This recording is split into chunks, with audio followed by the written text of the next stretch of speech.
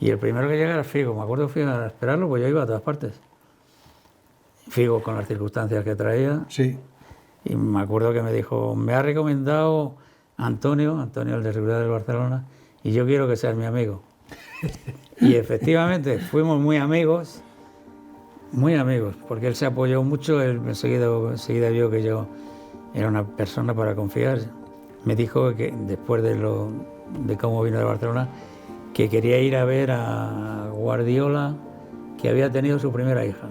Y yo le preparé el viaje a Barcelona. ¿Y fuiste con él? Y me fui con él, con su mujer y con su niña de 2 añitos. Y nos fuimos a Barcelona. ¿A ver a Guardiola a su casa o al sanatorio? Al sanatorio fuisteis. Sí, vamos, le preparé un ejército. Nos esperaron aquí en el aeropuerto, nos llevaron.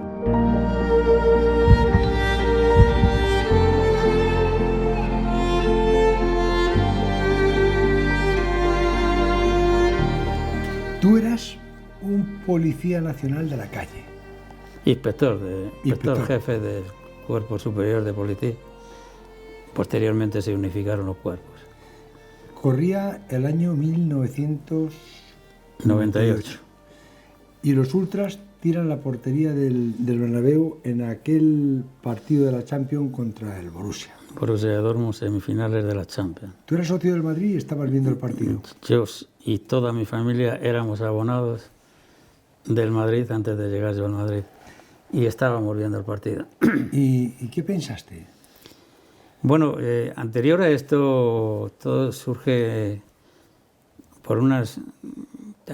Yo tuve una amistad con Núñez Morgades, y incluso di unas... Era el delegado del gobierno. Era el delegado del gobierno en Madrid, y unos amigos y un amigo me llamó para dar unas conferencias sobre la droga en los colegios. Ahí empezó el primer momento con el delegado del gobierno, y ahí ya me habló de que era un desastre los clubes, que había salido una ley pero nadie lo cumplía. Que tenían que tener un jefe de seguridad. Y que tenía que tener un director de seguridad, porque él decía que cada vez que pasa algo, si tú llamas al Madrid, cada día te lo coge el teléfono una persona y tiene que haber un punto de referencia. Bueno, ahí se quedó el tema, ¿no? A él le gustó mucho mi trayectoria profesional con la droga, con la delincuencia, porque yo venía de la comisaría de Usera, que estar en la comisaría de Usera era tener pedigrí dentro de la policía. Y ahí se quedó todo, ¿no? Y luego venimos disteis una conferencia también de seguridad en Brunete. Después estuvo el director general de la Guardia Civil, Valdivieso, y que murió. Y Pedro Núñez Morgades empieza a hablar de Julio Zendal como posible jefe de seguridad del Real Madrid, que es cuando tú conoces a Lorenzo Sanz. A Lorenzo Sanz, efectivamente. Yo tengo una entrevista con Lorenzo y me dice lo mismo que me había dicho Núñez Morgades. Estamos pensando, tenemos que hacer, porque esto ya se está poniendo cada vez más complicado, está el tema de los ultras, y ahí se quedó la cosa por un lado y por otro, ¿no? Posteriormente surge lo de la portería, y entonces es el caos, y ahí ya la delegación del gobierno se planta y dice que eso hay que arreglarlo, porque al día de hoy nadie sabe quién autorizó a los ultras a atar la valla a la portería. Entonces se subieron más de la cuenta y se llevó la portería. Fue un caos, como recordarás, el partido estuvo suspendido. Fíjate qué tragedia deportiva hubiera sido, ¿no? Lo de la portería apareció porque, bueno, se apareció la Virgen. Estuvo suspendido, se pudo arreglar. Tuvieron que traer una portería de la Ciudad Deportiva, se celebra el partido, ganan la Champions. O sea, los millones que son esos. Y entonces ahí es donde se planta la delegación del gobierno, y automáticamente me cuenta Pedro Núñez Morgades que tiene una reunión con el presidente y dice, pones a uno sí o sí. Y Lorenzo le dice, ¿y a quién pongo? Y Pedro le dice, pues yo conozco a Julio Zendal, y el presidente dice, pues yo también. Y ahí surge. Y te ponen en contacto con Juan Onieva, negocias tu contrato y te ves como jefe de seguridad del Real Madrid.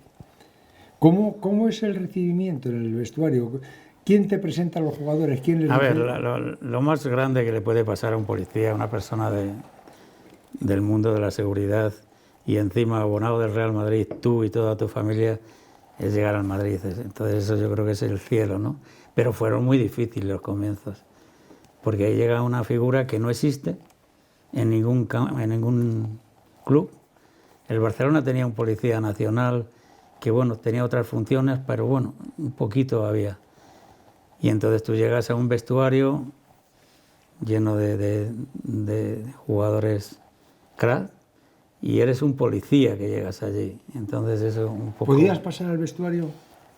Yo siempre he sido muy discreto, creo que me he mantenido tantos años porque siempre he sabido diferenciar dónde estaba yo y dónde estaban los jugadores. O sea, es otro mundo, no tienes que creerte ni que eres amigos ni que eres parte de esa formación, es totalmente... Entonces yo tuve muchos problemas, quieras que no quitas parcelas a determinados puestos dentro del organigrama del club, ¿no? Yo recuerdo que tuve una reunión con Mijatovic, yo le dije, yo me ofrecí, yo vengo aquí para ayudaros, lo que necesitéis estamos... Pero era muy complicado. Era muy complicado. Mijatovic era uno de los capitanes en esa época. Sí, era uno por lo menos de los que mandaba. Estaba Hierro, que era el capitán. Todopoderoso. Pero bueno, estaba la época era de los Ferraris. Sí. Y uno era Roberto Carlos, Sidor, Mijatovic y Zucker. Y bueno, yo hablé con Mijatovic, pero bueno, fue una labor que poco a poco tuviste... Al principio te ven como un objeto extraño. Un policía llega allí a controlar, pero bueno, con el tiempo yo demostré que fui para ayudarles. Y al final tiran de ti porque te necesitan. Porque al principio se sienten vigilados. Total. Piensan que estás... Total, es el que total. Los va a vigilar. Además, sí, para ellos eras un policía. Y vienes aquí de seguridad, pero ¿a qué vienes tú? No, a ayudaros. No había ningún equipo que tuviera jefe de seguridad. No. El Barça tenía uno que había estado con José Luis Núñez, ¿no? Estaba Antonio Iglesias, fíjate, un tío fenomenal, se lo llevó el COVID. Pero bueno, él trabajaba con Núñez y luego lo absorbió un poco para los viajes y bueno, hacía un poco unas labores, pero claro, no tenía que ver nada con lo que es ahora ser director de seguridad. ¿Y cómo es el primer día que llegas a ese vestuario? ¿Recuerdas el primer día? Bueno, yo estuve con Fernández Trigo, era el que primero, después estaba Julio Casabella.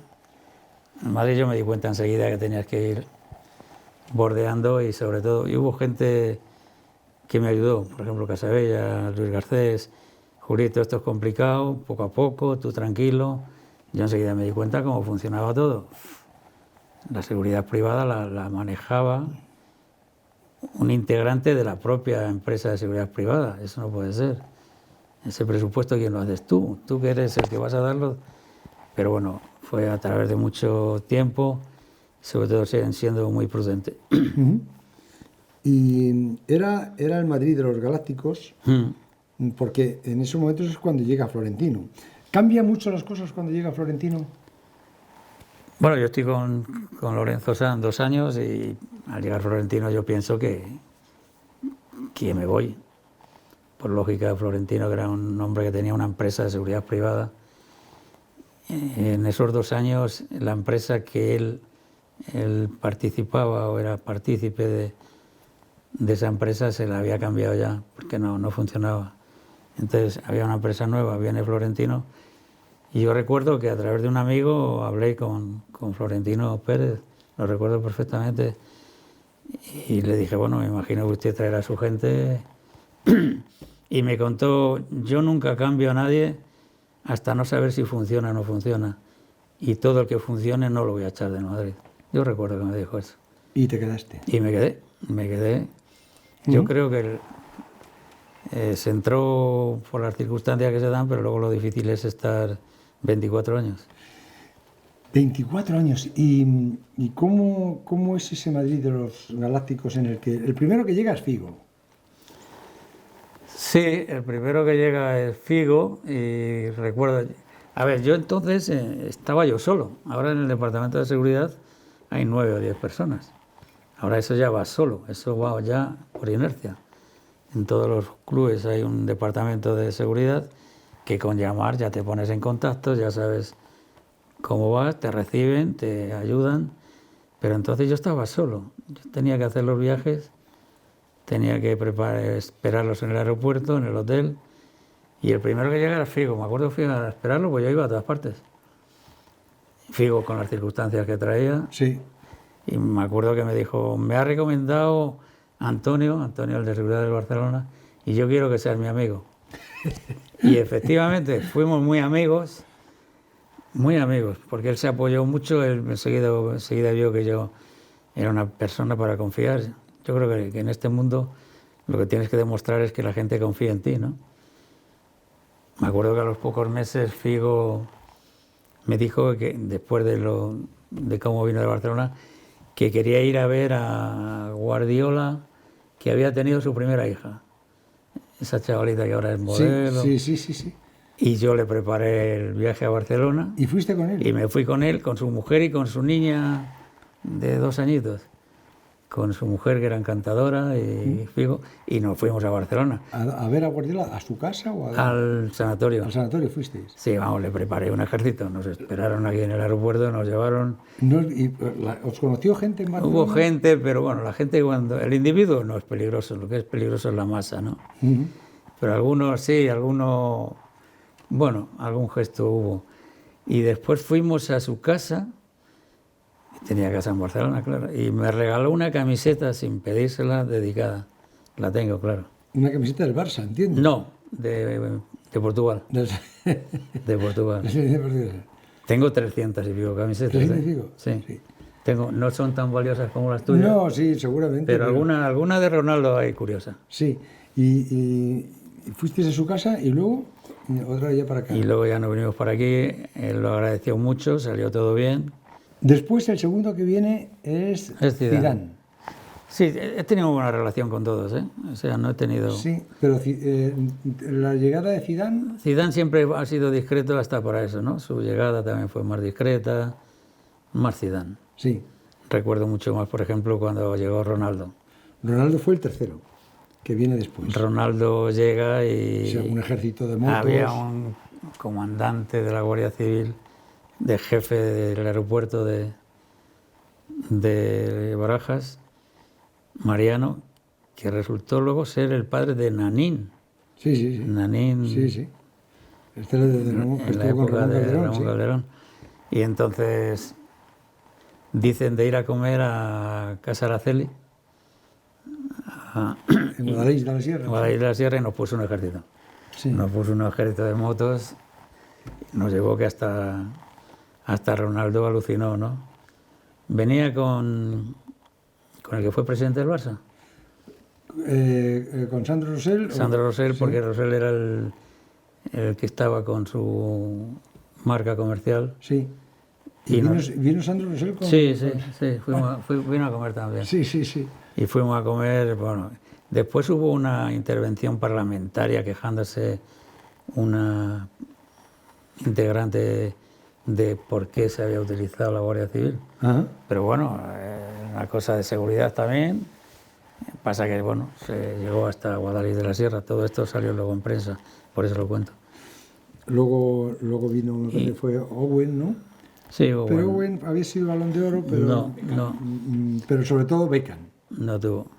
Beckham es posiblemente el que más tirón tuvo por el tema, si quieres, mediático que tenía. Sí, detrás, ¿no? Tuve mucha relación con él. ¿Sí? Sí. Era un tío encantador, ¿eh? O sea, todo lo que parece que lo ves con esa sonrisa y esa guapura que tiene, es así como persona. Entonces, Beckham era increíble, tenía mucha seguridad, tenía mucho satélite a su alrededor. Satélite, quiero decir, que había una empresa de seguridad que me parece que llevaba a su suegro, que nos dieron algún problema. ¿Por qué? Bueno, porque querían ser los hombres de Harrison, ¿no?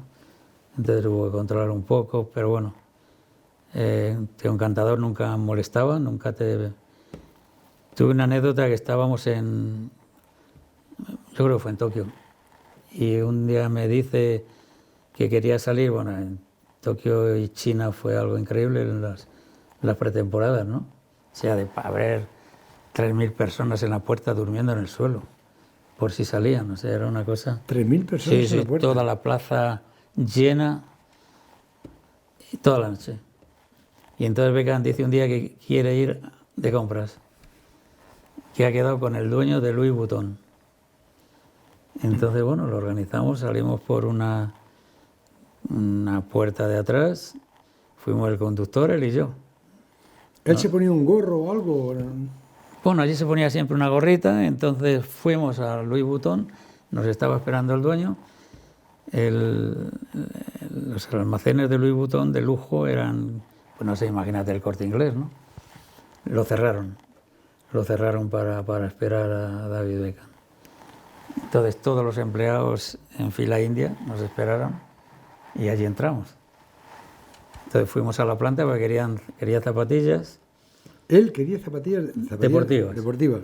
Joder, no tendría zapatillas deportivas. Bueno, Beckham. pues dijo que quería zapatillas, entonces nos llevaron a una sala allí de lujo y había como una cadena, imagínate lo de las maletas, pero en pequeño, para los zapatos.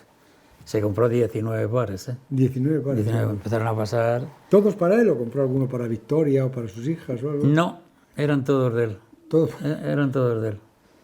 Entonces, pues eso, estuvimos ahí un rato grande, pues iban pasando y él decía esa y esa y esa. 19. ¿No se las probaba? No. Como ya, bueno, ya sabrían su número, ¿no? Sabía su número, él eligió. ¿Recuerdas qué número calzaba Beckham? No, una de mis ilusiones fue conseguir alguna bota de Beckham y no lo conseguí. ¿Por qué? No lo conseguí, tenía él muchos compromisos. Más que compromisos, debía de tenerlo alguna marca o algún convenio con alguna firma. ¿Y cuando se quedaban viejas se las quedaban? Y se las quedaban. ¿Todas las que tirabas? Bueno, algún compañero sí que consiguió. No de seguridad, pero bueno. Y bueno, después el dueño de Louis Vuitton dijo que, por favor, nos llevó a su casa. Tenía una casa, ya sabes que en Japón las casas son... Sí. Pero este tenía por abajo 2 plantas y tenía una exposición de coches de lujo, iluminado, precioso, había que bajar y nos estuvo enseñando su casa. Y después pidió ir a una peluquería. ¿Beckham? No, el dueño de Louis Vuitton. Porque allí tenía una persona o dos que la ilusión de su vida era ver a Beckham. Y yo le dije, no, nos van a matar. Pero bueno, recuerdo que con el coche... Beckham decía todo que sí. A todo, con la gente decía todo que sí.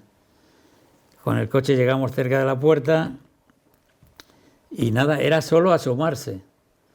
Entonces llegamos a la peluquería, abrió, se asomó y una de las que querían verlo, pues le llegó un ataque. Empezó a gritar, Sí. y yo lo cogí y digo, vámonos al coche, vámonos, porque, pero a gritar loca, o sea, se volvió loca. Yo la vi, estaba poseída. Y la gente allí, la mujer esta, al ver a Beckham, pues imagínate. Y salimos corriendo al coche y nos fuimos. Pero un tío encantador. ¿Fue el que más admiración despertaba mediáticamente? Sí, porque todos los públicos eran de él, no solo ya los deportivos. Yo también estuve con él para buscar casa. ¿En Madrid? Sí, él estaba en el hotel, en Colón, y quedábamos muy temprano, a las 9 de la mañana. ¿Y luego? O por la noche. Yo desayuné una vez allí con ella también, bajó allí. ¿Con su mujer? Sí, ella era de otra manera. ¿Sí? Sí. ¿Más estirada? Sí, yo creo que, no sé si nos saludamos alguna vez. Y fue curioso, yo recuerdo una noche que fuimos a ver un chalet, entonces imagínate, la gente, un chalet de impresión, de película, iba a ir Beckham en La Moraleja, por la noche iluminado el jardín, todas las habitaciones, entras allí precioso, y entramos, el servicio vestido de blancos, todos allí. Ella llegó a la puerta, se asomó y dijo que vámonos. ¿Dijo ella? Dijo, vámonos. No entramos. Un corte, él se lo llevó también. Pues estaba el dueño, estaba la dueña, estaban los hijos, estaban... No pasamos de la puerta. ¿Y no dijo ya por qué ni nada? Vámonos, no le gustó. Sin embargo, fuimos luego a ver uno que... ¿Y Beckham qué decía? Nada. Nada, ¿qué iba a decir? Lo que dijera la historia. La sonrisa. Allí tampoco iba a ponerse... ¿Qué podía hacer allí? No sé. Fuimos a ver uno que creo que era de Jesús Gil. De Gilman. Sería. Pero yo creo que había vivido él. Recuerdo que decían que la decoración la había hecho la mujer de Jesús Gil. Yo recuerdo que tenía unas figuras de esas de tigres enormes y espejos. Jesús Gil padre. Sí. Ajá. Y espejos en el techo. Y... Bueno, pues ella... ¿Ese le gustó? Le gustó. Luego no se quedó, pero bueno, estuvo allí un ratito. Más? Yo era el que menos me gustó, pero bueno. Y luego, para que veas, pues este hombre, después de varios años de haberse ido, estábamos de pretemporada en Los Ángeles, en la puerta del hotel Beverly Hills, y teníamos costumbre de te ibas a la puerta de Beverly Hills solo para llevar los coches que llegaban y las mujeres, porque había pub y entonces allí se llenaba siempre, bueno, por allí era un sitio que estábamos allí, y de pronto apareció un carro de estos de 8 metros. Empezaron a bajar allí 4 o 5 de 2x2 y baja Beckham. Baja Beckham y me ve allí sentado, tan tranquilo. Y me dice, ¿qué tal, Julito? Digo, ¿cómo es posible que este hombre se acuerde cómo me llamo yo? Pues eso pasó. O sea, es una persona encantadora. Bueno, tipo Roberto Carlos también. Roberto Carlos es otra persona. ¿Era así también Roberto Carlos? Sí, Roberto Carlos es un cielo de persona. Luego los hay más estirados, pero bueno. Roberto Carlos estuvo conduciendo sin carné un montón de tiempo hasta que le sacasteis el carné. Y iba con el Ferrari. Bueno, él tenía... Y le paraban y él tenía gracia para hablar con la Guardia Civil y con los motoristas. Ha habido varios jugadores que tenían carné de su país, pero algunos no eran convalidados. Entonces por ahí venían los fallos. Pero sí, Roberto Carlos tiene ángel. Y entre medias de las negociaciones con la Púrpura, con los dioses del Olimpio, luego tenías que llevarte bien con los ultras. ¿Cómo empiezas toda esa negociación para acabar con todo lo que era ese conflicto de los ultras? Gran labor del presidente, ¿no? De Florentino Pérez. Fue el pionero, fue el que dijo hay que acabar y se acabó. Y yo fui una de las piezas importantes junto con algún directivo o ejecutivo y fuimos los que nos encargamos. Costó mucho trabajo, mucho dinero también, pero se consiguió lo que parecía imposible, ¿no?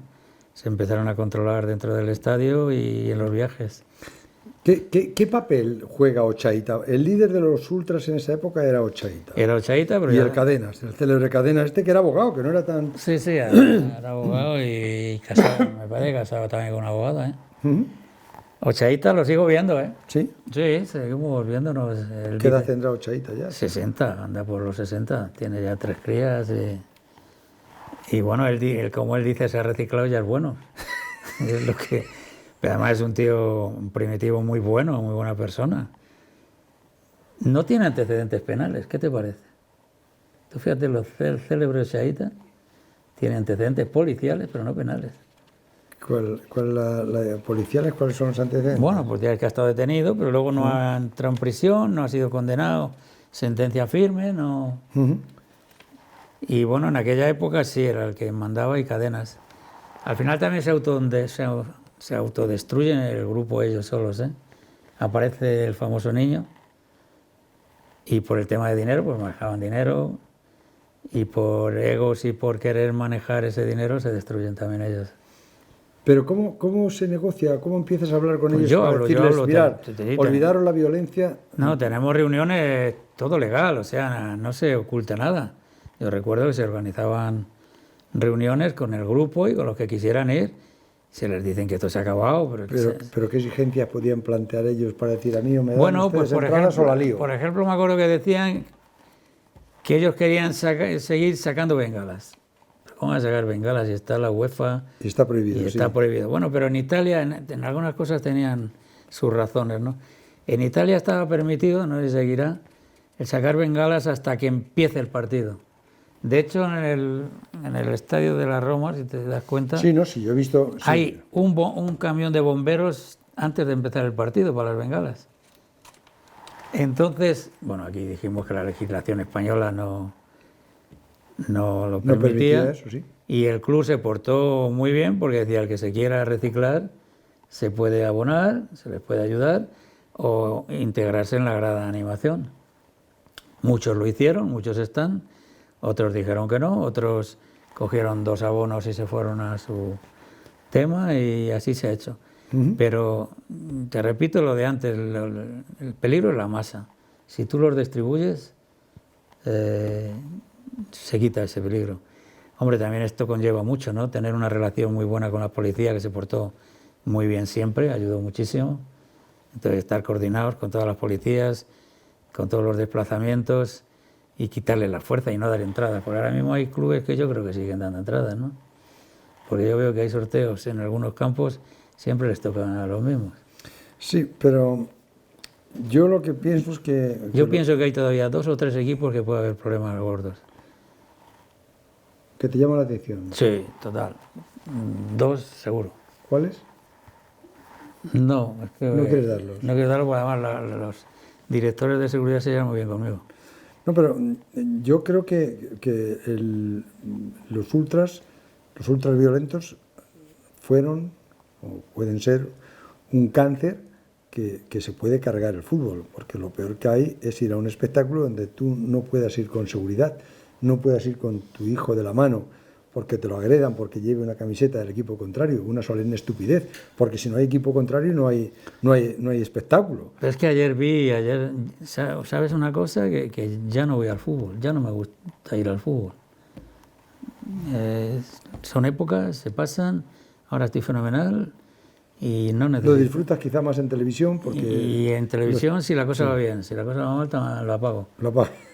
Ayer vi un momento, me parece fue el Bayern, es que hubo un momento que bengalas, 1000 bengalas y humo. Sí, pero aquí también, en Alemania nos queda más lejos, pero aquí anidaban verdaderos delincuentes. Yo recuerdo que el coche mío lo sacaron en internet diciendo 1000 euros al que pegue fuego al coche del hijo puta, que supuestamente era yo, y decían, y 1000 más si está dentro él. Y daban la matrícula del coche, o sea... Es que hay una cosa, yo creo que es lo que yo pienso, ¿no? Cada club tiene los aficionados que quiere. O sea, si tiene hijos de puta es porque le interesa al club, o por lo menos no los quiere quitar. Porque vamos, te los puedes quitar, la policía está colaborando 100%. Y por muy violentos que sean, no tienen cabida. En el Madrid hay un antes y un después y en el Barcelona también. Sí, el Barcelona muy bien. En Laporta lo hace muy bien cuando intentan agredirle, cuando Gaspar deja de ser presidente y los Boys no y se ponen a favor de Gaspar y en contra de Laporta. Y en el Madrid, yo creo que el punto de inflexión es cuando vulneran y cuando violan la tumba de Pitina. Sí, es cuando el presidente eso dice, fue hasta aquí hemos llegado. Algo horrible, horrible. Alguna gestión se hizo y no... El presidente llegó a poner incluso una cámara. Es que, sí, pero no ¿cómo vas a permitir? Yo también te voy a decir una cosa, no sé si creérmela o no creérmela. Yo yo no lo oculto, yo tenía relación con ellos, yo hablaba con ellos, yo estaba con ellos, yo discutía con ellos. Yo me acuerdo que le decía a mí un día matarme porque si no os pego un tiro por la espalda si hace falta. O sea, no... Y a mí me dieron su palabra 3 o 4 cabecillas de ellos que no habían sido ellos. Yo no sé si creérmelo o no creérmelo. ¿En lo de la tumba de Pitina? Sí. Porque hay muchas ramificaciones dentro de ellos, ¿no? Sí, pero a mucha gente le interesa. También viste mucho en muchos sitios decir soy ultrasur, ¿eh? Hay muchas ramificaciones, había sospechas de unos cuantos, pero nunca se pudo demostrar nada. Pero con los que yo creo que a mí no me engañaban, o por lo menos dirían, sí, pero no lo sé, no estaba claro. Aquello fue horrible y fue un palo gordo para todo el mundo, para el presidente y para todo el mundo. ¿Viste malotes de verdad dentro de, sí, de ahí? Sí. ¿Se los notaba? 8 o 10 malos. ¿Y ya no están? Algunos sigue por ahí. Algunos sigue por ahí. Lo que pasa es que, bueno, la unión hace la fuerza. Si no tienen unión, no hay fuerza. Y si no hay fuerza, en el Madrid no tienen cabida de nada. O sea, en Madrid estábamos pendientes. Había problemas, por ejemplo, en los partidos de Copa del Rey, las primeras eliminatorias. Antes eran a partido único. No, bueno, por doble partido, sí. Y a esa gente, la afición de Madrid, no iban a ver a un segunda B o a un segunda. Y ahí aprovechaban ellos. Pero bueno, para eso estabas tú, para estar... Pero ahí aprovechaban ellos en esos partidos, ¿para qué? Para juntarse, para comprar 50 entradas juntas. Y si te compran 50 entradas... ¿Pero ellos compraban entradas? Pero ahí estuvo el Madrid enseguida para saber, y nada más que se veían que había un vomitorio que cabía 50 y en los demás no había nadie, esos eran ellos. Y ahí ya se les esperaba. Pero quiero decir que los clubs, en este caso el Madrid, no les facilita las entradas. No, el Madrid no. Para que si ellos se ponían 10 en la cola, a 4 cada uno, ya tienes 40. Y si a los 10 minutos vuelven, además por ahí hay clubes que va uno y le pide 50 y se las da. Eso nos ha pasado, ¿eh?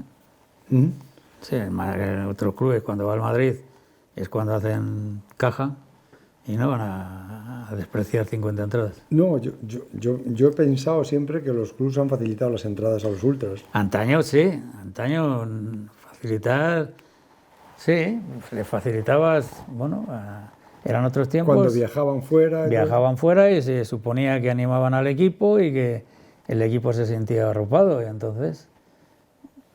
Claro, es lo que... ¿Y cuándo se parte totalmente, es decir, no se les facilita entradas? El Madrid, cuando deciden que se acabó, se acabó. Pero yo creo que hay otros equipos que siguen sin acabar. Y a partir de ahí ya es cuando se crea ese cuerpo de seguridad ya más oficial, más profesional, en el que, digamos que de alguna manera blindáis al equipo, ¿no? Que es cuando ya... Sí, claro, no, bueno, yo estoy solo 2 o 3 años, después somos 2, después somos 3, después somos 4, porque claro, el Madrid es que lo hace todo bien, lo hace a lo bestia todo, ¿no? Entonces uno va por delante, espera, 1 o 2, espera en el aeropuerto, espera en el hotel, esto tampoco lo hacen todos porque supone mucho dinero, es un presupuesto, ¿no? Un presupuesto alto. Y entonces hasta ahora que está ya blindado el equipo totalmente. Les hacía, la parte mala quizá es que a los futbolistas les hacía casi inaccesibles, ¿no? A los aficionados, ¿no? Sí, pero eso bueno, crearía problemas a los de seguridad también, ¿no? Pero porque también, los jugadores también el club, querrían ir blindados el, y el presidente quería que tuvieran acceso a los aficionados. Pero bueno, también se colaboró mucho en eso. Y se inventó, fue pionero en Madrid, en las firmas en los hoteles, por ejemplo. Entonces llegas al aeropuerto y ya no los pueden ver. Pero bueno, luego en el hotel hay unas firmas de 2 o 3 jugadores. Quiero decirte que vas dando cosas que se puedan compaginar las dos cosas. Porque claro, en la masa hay que tener cuidado con los jugadores. Las giras, ¿cómo las preparabais? Las giras... Por ejemplo, ¿eran muy diferentes las giras que hacíais por Asia a las que hacíais, por ejemplo, por América? Sí, ¿Cuál era la diferencia? Bueno, hay curiosidades. Yo recuerdo que llegamos a Japón y, como te he dicho antes, había 3.000 personas en la puerta, que te asustaba, ¿no? Entonces llegó el primer partido y hablamos allí con siempre tenía contacto con el policía japonés. Y llega la hora de salir... El autobús aquí, el hotel aquí, 3.000 personas y a mí me asusta eso, ¿qué va a pasar? Y me dicen que no me preocupe. Pero ¿cómo que no te preocupes si hay 3.000 personas? ¿Cómo llevamos de aquí a las...? No se preocupe, además te explica un poco. Y llegó media hora antes y pusieron una cuerda en el suelo, del autobús al hotel, y otra cuerda en el suelo, para que por ahí fueran los jugadores. Y claro, yo pues me asusto, pero ¿cómo la gente ahí con una cuerda en el suelo? Pues efectivamente, no hubo ni un solo altercado, no salta nadie esa cuerda, para que vean las diferentes culturas, ¿no? Pero estaría la policía allí, claro. Estaba la policía, pero muy tranquila y muy relajada. Estaban las cuerdas y allí no pasaba nadie. Tuviste unos 15 entrenadores, ¿no? No, he contado... Todos muy distintos. 19 me parece. 19, bueno, no sé, a lo mejor... Sí. ¿El que más te dolió que se fuera? Hombre, Vicente del Bosque, ¿no? Sí. Joder, después de ser campeón... Además, bueno, me dices, ¿cuál de ellos? Yo siempre del Bosque, ¿no? Quieras que no. Es de Salamanca, como tú. Aparte de Salamanca, hablábamos de Salamanca, de los tiempos de aquellos, de estos, y sobre todo es una persona, el que se lleve mal con ese hombre... Muy entrañable. Es tonto. Entonces fue muy doloroso aquello, ¿no? De un día para otro, después de ser campeón, se fue y me acuerdo que vino... ¿Estuviste esa noche tú en la cena del Chistu? Sí, claro. ¿Y te tocó cerca cuando Hierro le señala con el dedo a Florentino? Sí, yo estuve allí. ¿Y lo viste venir o no? Yo creo que el que le echa un pulso a Florentino Pérez es que no tiene dos dedos de frente, ¿no? Pues Florentino es una persona cabal, recta, seria y no se sale de su camino recto en ningún momento. Entonces, Pero Vicente no le echó ningún pulso, ¿no? No, que yo sepa, no. Además, el pulso lo último que oí por allí es que iban a traer a un entrenador guapo. Y vino un entrenador guapo, que fue Queiroz. Sí. Pero no, yo creo que del Bosque no, que es muy difícil que del Bosque discuta con alguien. El pulso, en esa mesa estaban Hierro, Raúl, Florentino y Vicente. No recuerdo yo, porque bueno, sí tú sabes que tiene muchos departamentos, eso no puedo. Lo que sí vi que la gente salió tocada de allí. Parecía que en vez de celebrar una liga, total, estabais en un duelo, ¿no? Total, sí. Y luego cuando acabó la cena no se arregló nada. No. Se siguió de mala leche todo. Salió la cosa fea, sí, no parecía un triunfo. ¿El entrenador más intransigente que has tenido? ¿Mourinho, quizá? Pero me llevaba muy bien con él. Yo tuve mucha relación. Porque él estabas conmigo contra mí. Pero bueno, a mí me cogió con él, ¿no? Te venía de frente, ¿eh? O sea, y te decía las cosas. 19, ¿no? Fueron 17, yo creo que son 19 entrenadores. Pues fíjate, ha habido de todo. ¿Y el que te dio más problemas? No, pero el más distante, te voy a disgustar, porque es amigo tuyo, fue Schuster. Schuster ha cambiado, increíble, ¿eh? Sí, es verdad. De lo que era antaño y de lo que es ahora.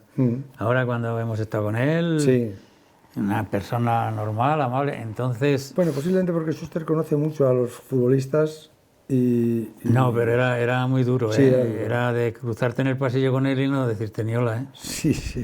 Y yo ya la tercera vez que te cruzaba, ya me acuerdo de una pretemporada con él, había un pasillo en el hotel enorme, yo no sé qué hacía yo, que cada vez que iba por el pasillo me lo veía venir. Y yo no sabías si decirle buenas tardes, no decirle nada, porque ni te miraba. ¿Y Mourinho? ¿Mourinho dices que contigo bien? Mourinho conmigo muy bien. Hubo una anécdota. A mí el presidente me ha echado 3 o 4 broncas que tiembla el misterio, ¿sabes? Sí. Es un tío que cuando se pone, madre mía. Y una fue con Mourinho. Yo creo que actué mal, ¿eh? Vaya por delante. Mourinho me pide, estábamos en San Sebastián, y me pide irnos al campo a la hora que fuera, 6:30. A las 6:30, esté quien esté, el autobús arranca. Y si yo no estoy, arrancas también. Y bueno, pues yo se lo dije a los escoltas del presidente, por favor, a las 6:30, colocamos el coche y para irnos, y el presidente que no llega, y Mourinho, miro a Mourinho como diciendo, ¿qué hago? Y me dice, ¿qué me miras? ¿Qué te he dicho? ¿Y yo qué hacía? Tendría que salir, ¿no? Y entonces nos fuimos y el presidente no había llegado. Y al llegar al campo llegó el presidente. Yo creo que no tenía que haberme ido, yo creo. Pero tú te fuiste con el autobús, el presidente tenía su coche, ¿no? Sí, pero bueno, quería ir con nosotros. Y quería ir juntos. Y él se vio que lo habíamos dejado. Entonces llegamos al campo, me cogió y yo le traté de razonar al presidente. Yo le avisé a sus escoltas, me ha dicho que qué hago yo, le digo que no. ¿Y qué hace? ¿Me tira del autobús y sale él? Bueno, no lo entendió. Quizá tenga sus razones, ¿no? Y me quedó tocado. Me ha echado 3 o 4 y nunca han sido pero es que nunca fueron por culpa mía. Pocas son en tantos años. En Tenerife hubo otra y ahí me echó el capote Pitina, gran mujer. Pero en esta que te cuento de Muriño, pues yo me quedé allí mal me dejó. Porque además es una persona, el presidente, que te mira y tampoco te da muchas voces, pero te lo dices, sí, te quedas muerto. Y me vio Muriño, me vio allí mal. ¿Qué te pasa? Digo, nada. ¿Qué te pasa? Digo, que me echa el presidente. ¿Eh? ¿Por qué? ¿Qué ha pasado? Digo, pues esto, te me dijo y yo salí y bueno, si está con razón, se ha cabreado y veo que me manda para casa. Dice, no te manda para casa. Porque si te manda a ti, me tiene que mandar a mí. Que soy el que da la orden. Quiero decirte que un poco... Era solidario. Sí. Eso lo dijo además delante de 8 o 10 personas. ¿Eh? Te echa a ti, me tiene que echar a mí. A mí te cojones. Bueno, era así. Bueno, ¿y en Tenerife te libró Pitina? Sí, no me libró, pero me dio ánimos. En Tenerife, yo con los coordinadores de seguridad, muy bien con todos, menos algunos, porque siempre hay algunos. Y en Tenerife le dije al coordinador de ir al avión para los coches, unos aquí, otros ahí. El equipo salía por un lado y me la jugó, se fue él solo. Se confundió, llevó todos los coches a una salida y allí no estaba preparado. Llevó a la jardinera, pero allí no estaban los coches. Y igual me cogió el presidente, ¿qué ha pasado? ¿Qué has hecho? No. ¿Qué ha sido este hombre? A ver, que se lo explicaba, me quedó también doblado. Y me acuerdo que en el hotel Mencey me llamó Pitina. ¿Qué te pasa? Digo, que no ha sido culpa mía. Y tú tranquilo, que cuando te da voces es que te quiere, me acuerdo que me dijo. No pasa nada, bueno, no pasa nada, te lo dice su mujer, pues claro, es otra cosa, ¿no? ¿Te pilló cerca el incidente de Muriño con Manolo Preciado en Gijón? Cuando la discusión que tienen... ¿En el autobús cuando nos íbamos? Sí, nos íbamos, o sea, estaban ya el autobús en la zona ya para irnos y apareció Preciado y tuvieron unas palabras. Pero tampoco tanto como lo dijo la prensa, ¿eh?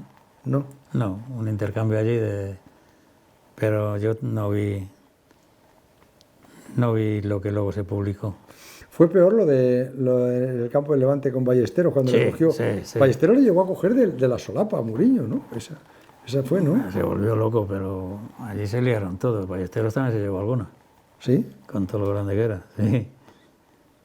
Muriño llevaba al entrenador de porteros. Al entrenador de porteros que en San Sebastián... Sí, le pegó una paliza a un tío que estaba pidiendo... ¿Qué le estaba insultando? Le estaba diciendo traductor o intérprete, ¿cómo era? Lo que hizo en el Barcelona. Sí, era el intérprete de... Sí, el intérprete de aquel... No sé cómo lo llamaba. Addison o no. La verdad es que estuvo faltón y bueno, salió este hombre y lo pilló por allí. Lo pilló por allí y lo mandó casi lo manda a la Si lo ves correr, no veas. Sí, ¿no? Pero, me acuerdo que había uno cojo. Pero este no se fue por el cojo, se fue por los insultos. Sí. El cojo se quedó para atrás, el otro corrió más. Era el entrenador de porteros. Sí, tenía unas manos como panes. Que era el verdadero, era el escolta de Muriño. Sí. Y bueno, con Muriño... Muriño también con su hijo era pasión, adoración, ¿no? Sí, ¿no? Sí, siempre te llamaba, tráetelo, a ver si puede venir aquí, puede ir allí. Y un detalle que lo cuento, yo procuro contar cosas que se pueden contar. Sí. Muriño, nada más acabar el partido, la primera llamada era a su mujer. ¿Sí? Sí. Siempre. Siempre, todos los partidos. Además luego lo comentaba él. Tú fíjate lo que es, y Mourinho, y siempre cogía una llamada y llamaba a su mujer. ¿Los futbolistas son tan egoístas como parecen? Los futbolistas son egoístas, pero es que es lógico, si es que están en otro mundo, si es que no nos damos cuenta, la sociedad vive para ellos, tienen dinero, mujeres, si es que hay anécdotas, no llevan dinero nunca. Yo he ido con algún jugador a sacar el pasaporte y el carnet y me ha tocado pagarlo, porque él no llevaba dinero. Pero es que es más, le piden una foto para el carnet y para eso, ¿no? Tampoco llevaban foto. Tuvimos que ir a un fotomatón y sacar una foto y pagarla yo. Porque es que no saben, no saben cómo se hace eso, ¿no? No. Y luego cuando has dejado esto, ¿te han llamado muchos? Sí, la gente... Hay algún tonto, ¿no? Sí. Siempre hay algunos, los que más tienen que agradecer. Sí, ha habido 2 o 3, ¿no? Que no tienen que hacer nada, pero por lo menos llamarte o decirte. ¿No te han llamado ni nada? Sin embargo, la gente buena, la gente que yo sabía, que yo quería, están todos ahí, todos. ¿Has recibido algún desprecio incluso? No, desprecios no han tenido ocasión, pero joder, gente que has hecho que son lo que son es por mí. Pues no, a mí me parece, ¿no? Pero luego una cosa que no hay que saltar es el desalojo del Bernabéu, la amenaza de bomba. La amenaza de bomba. Una vez, sí. Eso fue muy fuerte, ¿no? Pero bueno, eso salimos reforzados todos porque salió bien, fue reconocido en toda Europa y en todo el mundo. Yo luego di algunas charlas. ¿Cómo fue aquello realmente? ¿Y quién avisa? Luego fue una cosa falsa, pero bueno. Yo no sé si era falsa, ¿no? Es que es un proceso y hay que contarlo, ¿no? Esa semana, en todos los partidos se reciben muchas llamadas de amenazas de ETA y de todo lo que tú quieras. Somos ETA, vas a explotar una bomba y cuelgan, ¿no? Son ridículos. Hay unas normas, hay unas pautas, hay que saber cuándo es buena y cuándo es mala. ETA llamaba a unos teléfonos determinados. Uno era el día de Zaragoza, otro el periódico Gara. O sea, y esa semana había habido 4 amenazas de bomba en las radiales de Madrid y explotaron todas. Todas explotaron, pero bueno, dio tiempo a desalojar, hubo un herido. Y esas mismas llamadas es la que llamó con lo del estadio. O sea, la llamada era buena. O sea, no se trata de que hubo una llamada. Entonces, bueno, pues la verdad es que se ponen un poco nerviosos, ¿eh? Yo estaba seguro que dentro no había nada, fíjate. Porque hacíamos una requisa en Madrid. El Madrid trabaja a la perfección en todo. El Madrid hace todo lo que se puede hacer. Entonces, yo estaba seguro que dentro era muy difícil. De todas formas, nos dieron 20 minutos de la amenaza hasta que explotara, se hicieron unas requisas, se trajeron los perros, los TEDAS, dentro no había nada. A mí me daba miedo que esto fuera un coche aparcado en la puerta, como ya hubo algún comando de ETA, yo leí las dirigencias, era poner el coche en el parking que había, allí activarlo, la que activaba estaba arriba de la rampa, allí esperaba un coche para irse luego a la carretera Burgos, estaba todo programado. Y entonces ahí, pues no sabemos qué pasó, no explotó. Pero bueno, dieron 20 minutos, estaba todo... Yo creo que toda la semana todo va enfocado a que haya un desalojo, es lo peor que puede haber. En todos los desalojos que ha habido muertos. Recuerdo que estuve en Atenas y había un monumento allí, 20 o 30 muertos en una puerta. Aquí estaba todo establecido. Todo el que trabaja tiene que saber lo que tiene que hacer en estos casos. Y funcionó todo a la perfección. Hubo suerte, porque en mi miedo estaban los ultras que se indignaron mucho a ser un equipo vasco, que empezaron a gritar esta cámara de gas, me acuerdo que cantaban. Y yo lo que pensé, digo, como tiren un petardo, la gente se mata. Porque el público, la masa va por donde ven salida, por donde ven. Por ejemplo, en las gradas están los vomitorios y la salida. está todo establecido de que salgan. No, toda la gente se fue al césped. La gente quiere ver aire y bueno, hubo suerte, no hubo petardos. La gente en Madrid está muy acostumbrada, desgraciadamente. Se portaron muy bien. Se perdieron 2 niños, pero aparecieron enseguida. Y hay cosas curiosas, ¿no? Hay cosas de... Yo cuando se recibe la llamada voy a ver al presidente al palco y a decirle lo que hay. Y Manolo Lama dijo, el jefe de seguridad está hablando con el presidente. Y ahí la gente ya empezó, todo lo que tenía transistor empezó a moverse. Se ve a un tío en el cuarto que coge a un inválido, se lo coge a las costillas y se lo lleva. Cosas curiosas de ese tipo hubo bastantes. Yo creo que fue un modelo del pueblo de Madrid y de la organización buena que estaba. Sí, eso fue un ejemplo. Oye, las concentraciones, los viajes, la cantidad de chicas que vamos a decir que quieren, que querían llegar a los jugadores. Sí, es que las incluso medidas... algunas también porque se les había incitado a que fueran, claro. Nah, de una manera o de otra. Las medidas de seguridad son no para que los jugadores salgan, sino para que no entren. Sí. O sea, si tú bloqueas la planta... El presidente te tenía a ti muy advertido. Julio, que no entre ni una sola tía por las habitaciones. Bueno, eso era imposible. Eso yo te puedo garantizar yo que nunca hubo. En la planta de los jugadores que estaba sellada, ahí nunca hubo una anécdota... ¿Qué me vas a decir? Una anécdota curiosa, que llegamos a... las pretemporadas eran muy relajadas, ¿no? Porque, bueno, no había resultados, no había esa tensión, ¿no? Era otra cosa, sí. Era otra cosa. Entonces llegamos, yo creo que fue a Bangkok, no sé. O Las Vegas, quizá. No, fue en Oriente. Y llegamos a un hotel, bueno, no sé, sería casualidad. Había 40, 50 chavalas de esas de 2 metros, rubias con ojos azules, que es que la veía y dices, ¿esto qué es? Sí. Y bueno, me acuerdo que el presidente, repito, lo cuento porque allí estaba todo el mundo y todo el mundo lo vio. Me dijo, ¿esto qué es? Digo, yo qué sé. Un concurso. Era un concurso, y estaba Ronaldo en aquella época. Uf. Y dijo, pues se va a quedar usted toda la noche en la planta, con toda la gente que tenga usted, en todas, la planta. Ahí no va a entrar nadie, ¿no? Digo, no. Y ahí va a estar usted toda la noche, ¿no?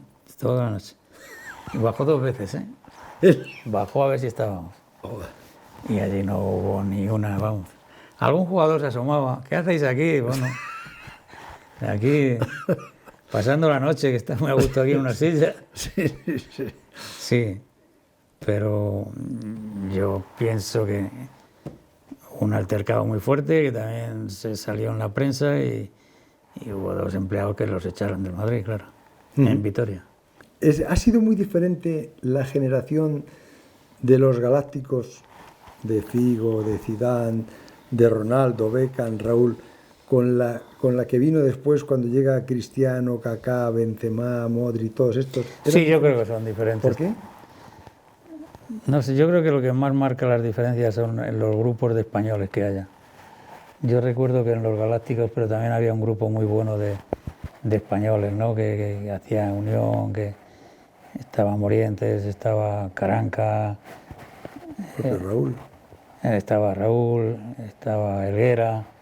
Entonces, ese grupo tenía mucho peso. Hierro era un jefe, además sabía hacerlo bien. Hierro era capitán. Para ser capitán yo creo que tienes que tener algo, ¿no? Sí, sobre todo experiencia. Porque luego otros no han sido. Hay jugadores que no han llegado a ser... No han manejado. No, sobre todo la experiencia. Y eran diferentes. Y también supongo que a lo mejor, no sé... Luego está la época de Cristiano, que también marca otra época, ¿no? Para mí el jugador, si me dices de todos, ¿con quién? Yo, Cristiano. Cristiano. Sí. Por encima de Zidane incluso. Yo es que recuerdo que una de las suertes que tienes cuando estás en este mundo es la gente que oyes, que hablas, por ejemplo, Valdano, ¿no? Me acuerdo que un día Valdano decía, si es que jugar con Cristiano es ir ganando 1-0, porque lleva más goles que partidos. Cristiano y el momento de gloria que después ya de eso ya te puedes ir para casa, el minuto 93. Fíjate que me he comprado hasta la camiseta de Sergio Ramos con el 93 de México para dárselo tener todo. Para dárselo a un amigo letista. Sí, sí. Que es muy pesado el tío. Sí. Y la época de Cristiano pues es otra época, marcada por él, diferente a todo. De repente, en estos 2 últimos años, se apagan las luces, se baja el telón y te conviertes en una persona normal. Bueno, pues, primero, yo ya tengo más años que la Tana. Segundo, yo llevaba mucho tiempo pensando que... Yo he tratado siempre desde el primer día, yo pensaba que esto era provisional. Cuando me hablaban, la próxima temporada hay que llevar y hay que estar. Entonces yo creo que estaba preparado. Fue un poco rara o rápida la determinación, no sé por qué. Pero bueno, el club es soberano y el presidente también. El club se ha portado siempre muy bien, incluso con la ida mía, que no fue jubilación. Yo me fui del Madrid, un acuerdo con ellos y ya está. Y bueno, estoy muy bien, mejor de lo que pensaba. Son épocas, yo ahora no volvería, porque eso ya pasó, eso ya, quieras que no, el ir a Los Ángeles con los jugadores, ya eres un tío muy mayor con ellos. Ya notas que te tratan... Bueno, van los directivos y el más joven es Florentino. Ya, pero ellos no tienen relación diaria con los jugadores, ¿no? En el vis a vis, el pedirte cosas.